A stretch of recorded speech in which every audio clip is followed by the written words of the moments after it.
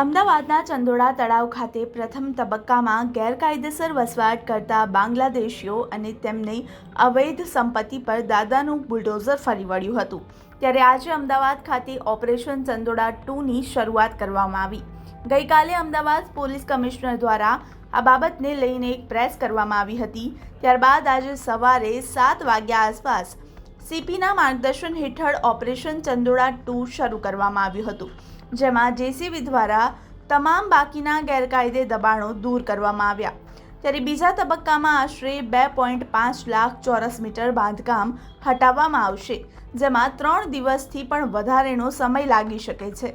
કોઈ પણ ઘટના ન બને તે સુરક્ષા હેતુ અમદાવાદ પોલીસ દ્વારા ચુસ્ત બંદોબસ્ત ગોઠવવામાં આવ્યો છે, જેમાં શહેર police, SRP, crime branch, SOG, municipal corporation, આરોગ્ય વિભાગ, 108 અને અન્ય એજન્સીઓ સાથે જોડાઈ છે।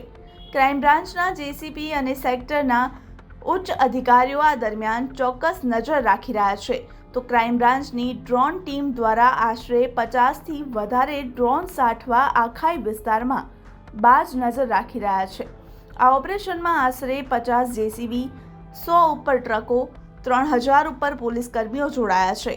પ્રથમ ઓપરેશનમાં આશરે 4000 ઉપર ગેરકાયદે બાંધકામ તોડી પાડવામાં આવ્યા હતા, જ્યારે બાકીના આશરે 1000 ઉપર આજે બીજા તબક્કામાં તોડવામાં આવશે।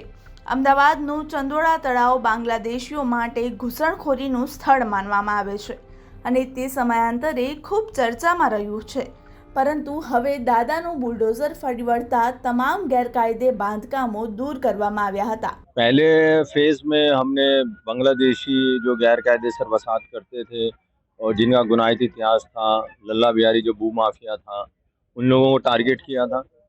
उसमें होम मिनिस्टर सर की सूचना से सीपी सर, डीजी सर के मार्गदर्शन में 202 जितने बांग्लादेशी को यहाँ से डिटेन किया गया था।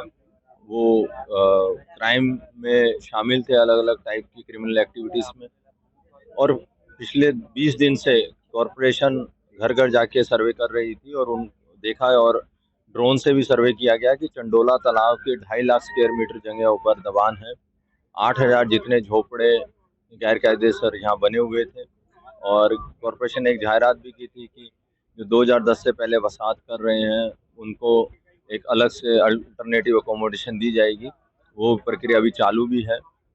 और कल सीपी सर और म्यूनिसिपल कमिश्नर सर की यहाँ स्थल मुलाकात हुई और फिर फाइनली सब सीनियर अधिकारी के साथ बैठ के एक प्लान बनाया गया और उस प्लान के आधार से आज सुबह 6 बजे से कॉरपोरेशन की 50 टीमें कार्यरत हैं। साथ में पुलिस भी है, स्थानिक पुलिस है, एसआरपी है, आर्म पुलिस फोर्स है, क्राइम ब्रांच है।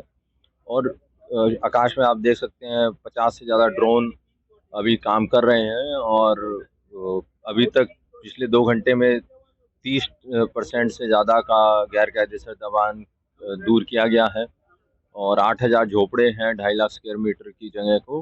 जब तक ये पूरी खाली नहीं हो जाती, ये दबान दूर करवाने की कामगिरी चालू रहेगी। पुलिस इंश्योर कर रही है कोई जान हानि ना हो, लॉ एंड ऑर्डर ना हो, इसके लिए पुलिस ज़्यादा तैनात है।